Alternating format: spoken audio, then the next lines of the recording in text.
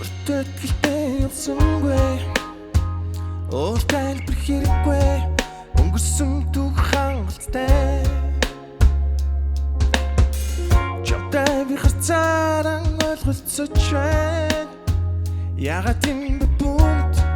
Чи миний сэтгэлимгүй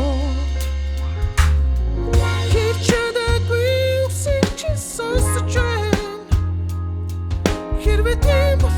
Бүрүүлдэр минь цөөлөн үсэж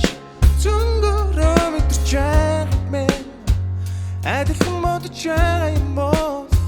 Намайг хайлан гидгэн илэр хийж яад үсэж Цэгцэг ханасан сүм шиг өнгөрч чадвар чи би Хоёр гацсан зогсоосон мэн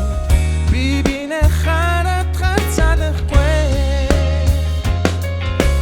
Цэгцэг ханасан зогсож хүмбэр гашаадах Чи бит хоёр л хөдөлж би Миний харан хийж Сандвч чадахгүй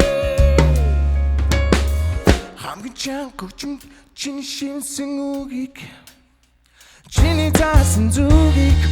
Зүрхээрээ би сонсож байна